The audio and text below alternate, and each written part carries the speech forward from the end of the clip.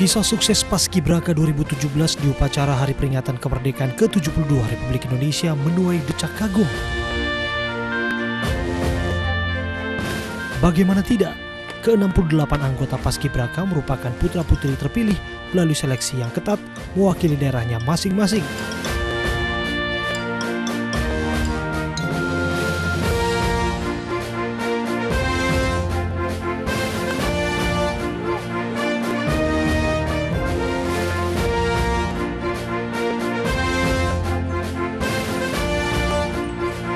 Setelah seleksi selama 4 bulan, masing-masing anggota Paskibraka dikarantina selama 3 minggu untuk menyempurnakan persiapan jelang 17 Agustus sebelum dikukuhkan di istana oleh Presiden Joko Widodo.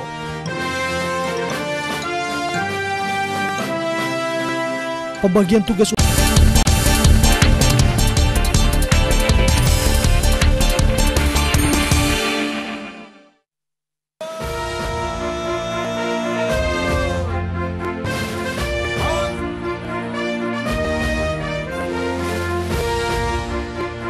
Kisah sukses Paskibraka 2017 di upacara Hari Peringatan Kemerdekaan ke-72 Republik Indonesia menuai decak kagum. Bagaimana tidak, ke-68 anggota Paskibraka merupakan putra-putri terpilih melalui seleksi yang ketat mewakili daerahnya masing-masing.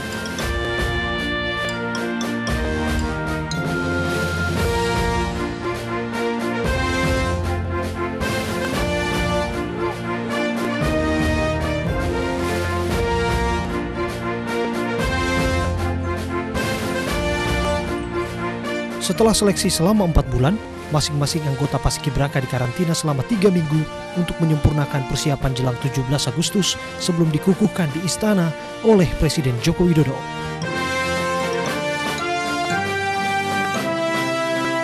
Pembagian tugas untuk tim putih sebagai pengibar dan tim merah sebagai penurun bendera diumumkan beberapa jam sebelum penugasan, diperuntukkan untuk kesiapan mental dan percaya diri setiap anggota Paskibraka.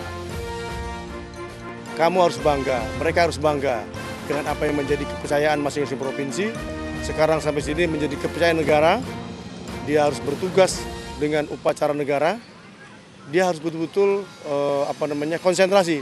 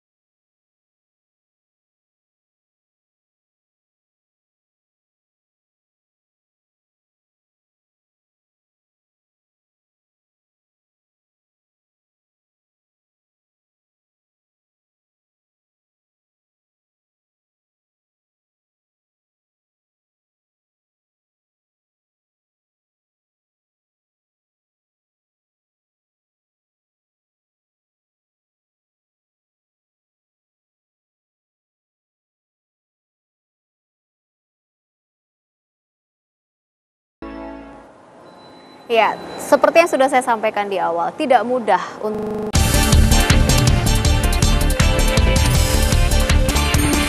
putri bangsa ini untuk bisa melaksanakan tugasnya dengan baik. Selamat malam, Dr. Andes Suyitno AS. Selamat malam. Ketua Pembina dari Kemenpora ya Pak ya? Ya, baik, selamat malam Pak Yitno. Terima kasih sudah hadir pada malam hari ini. Adik-adik terima kasih sudah hadir juga pada malam hari ini. Beban berat sudah dilaksanakan ya? Alhamdulillah. Sudah lega begitu? Iya. Hari ini boleh cerita bagaimana rasanya kemarin? Mungkin dari Ica panggilannya atau mungkin dari Rahmat, silakan. waktu mau pengibaran. Waktu mau pengibaran, pada saat sedang melaksanakan tugas, Waktu- apa yang dirasakan pada saat itu? Pelaksanaan tugas itu yang pasti gugup, grogi, tapi juga Grogi. bangga. Tapi kita berusaha yang terbaik untuk menampilkan yang terbaik juga. Oke, ketika semua sudah dijalankan dan kalian kembali ke tempat semula begitu ya, gimana sih rasanya? Nangis saya Kak, Hah? nangis bangga. Nangis? Nangis haru? Siap. Pernah terbayang tidak menjadi seorang pembawa Enggak, baki? masuk nasional saya aja nggak pernah kebayang buat masuk nasional. Tapi alhamdulillah diberi kesempatan untuk masuk nasional. Ada kesempatan untuk masuk nasional. Kau Rahmat sendiri? Untuk perasaan sebelum pengibaran itu pasti grogi banget, soalnya nggak pernah ada pikiran untuk bisa jadi seorang paskibraka nasional. Hanya dulu sempat waktu SMP kepikiran dan juga berjanji iseng atau nggak juga serius. Jadi janji sama teman SMP itu kita harus ketemuan nanti di provinsi. Ya pikirnya hanya di sampai provinsi. Karena saya SMA-nya nanti akan berbeda dengan teman saya di SMP. Ternyata saat tes kabupaten, kota itu saya alhamdulillah lolos. Kemudian lebih bangganya lagi saya lolos provinsi. Itu dengan kaget dan juga masih belum tahu untuk teman saya yang di kota lain itu. Jadi akankah saya bertemu dengan dia lagi atau tidak? Ternyata tidak ketemu, tapi saya mempunyai tujuan yang lain, yaitu saya harus bisa membanggakan nama kabupaten kota saya dan juga saya akan berusaha untuk bisa mewakilkan Provinsi Kalimantan Barat. Provinsi Kalimantan Barat. Rahmat ini dari SMA Bumi Taruna Katulistiwa. Taruna Bumi Katulistiwa. Taruna Bumi Katulistiwa Kalimantan Barat, gitu ya. Sekarang sudah berhasil melaksanakan tugasnya. Sebenarnya tugas dari Danpok 8 ini apa sih? Danpok 8 memberi aba-aba untuk pasukan 8 dan juga di dalam pasukan 3 itu ada penggerek, pengibar dan juga saya sebagai Danpok itu juga sebagai pemegang bendera utama, di mana saat penggerek mencatolkan tali di bendera, saya bagian memegangkannya dan juga untuk mengulur tali agar tidak kusut ataupun tidak nyangkut di bawah. Oke, kira-kira kamu tahu nggak kenapa seorang Rahmat ini terpilih menjadi seorang Danpok 8? Kalau menurut pribadi saya kadang suka memberikan aba-aba karena dengan suara yang lantang. Mungkin secara pribadi saya juga bisa menghafal aba-aba dengan beberapa gerakan yang lain yang bisa dikombinasikan dengan pasukan-pasukan yang ada di sekitar saya, seperti ada Pas Pampres, pembawa baki Fariza, cadangan, dan juga ada serpihan di belakang saya. Jadi saya dipercaya untuk bisa memberikan aba-aba dan juga mengkombinasikan dan juga menyesuaikan dengan lapangan upacara tersebut. Oke, artinya kamu sudah yakin dengan kemampuan bahwa bisa memimpin, punya suara lantang begitu ya. Siap. Jadi sudah bisa dipercaya, sudah pasti dipercayakan untuk menjadi seorang Danpok begitu ya, komandan kelompok.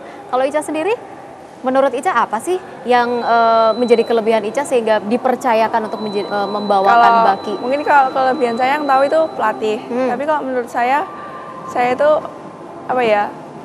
berusaha untuk tenang gitu Kak. Berusaha untuk yang melaksanakan yang dikatakan pelatih. Jadi saya alhamdulillah bisa melaksanakan. Pernah terbayang tidak menjadi seorang pembawa baki? Cita-citanya apa sih? Saya rencana pengen coba akpol. Pengen coba akpol. Iya. Kenapa mau jadi akpol? Ya pengen aja Kak. Siapa Sudah tahu tahapan-tahapan latihannya.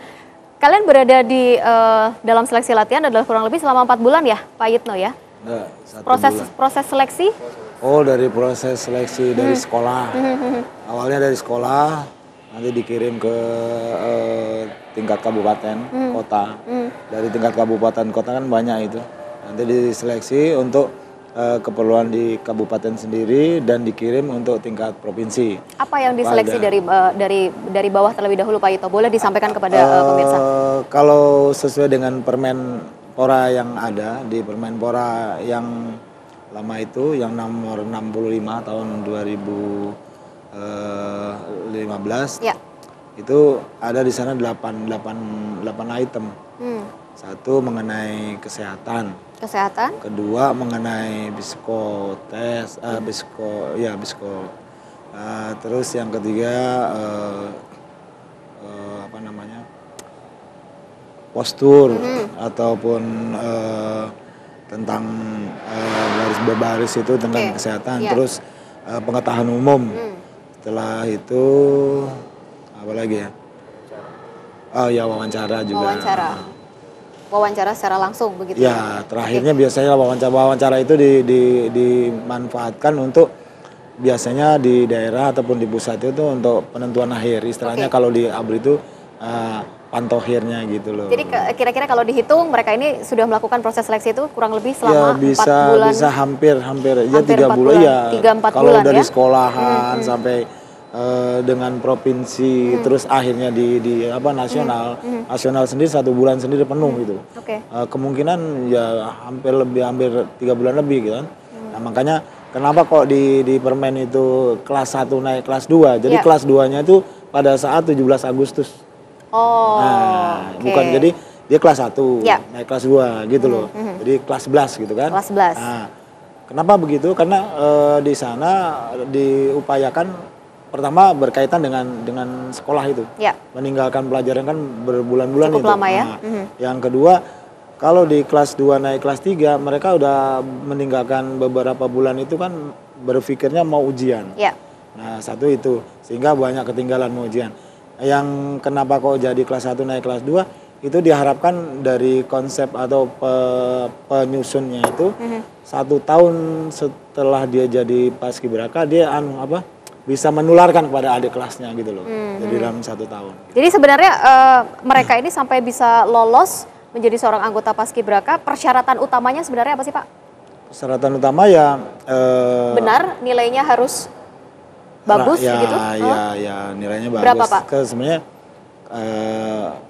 masing-masing kalau di secara teknis memang secara tertulisnya nggak begitu, hanya nilai baik aja gitu kan. Kriterianya apa saja Pak? Kalau kriterianya warga negara Indonesia, yang kedua sehat jasmani rohani, tidak buta warna gitu kan, memang ada semuanya. Terus tinggi badan terutama. Tinggi badannya? Tinggi badan tuh untuk putri 165 minimal sampai 175. Nah, terus kalau putra 170 sampai 185. Oke, baik. Ica, di ujung telepon tadi kita sempat ngobrol nih, ada yang ingin berbincang secara langsung dengan Ica gitu ya, katanya suka dengan penampilan Ica pada saat membawa baki di istana kemarin begitu ya. Ingin ngobrol secara langsung boleh ya? Baik, selamat malam. Selamat malam. Baik, selamat malam Pak. Ya, selamat malam. Ya, saya dengan Rizka di sini. Tadi Bapak sempat menyampaikan ingin berbincang secara langsung dengan Fariza Putri karena terkesima dengan penampilan seorang Fariza Putri begitu ya pada saat membawa baki di istana. Silakan. Di sini sudah ada Fariza Putri. Fariza boleh disapa? Selamat malam Pak. Assalamualaikum Adik. Waalaikumsalam. Ini Pak Padi. Papa kangen.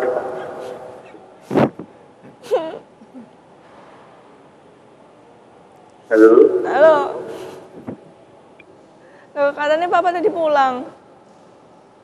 Maaf Papa, aku kan adik. Halo.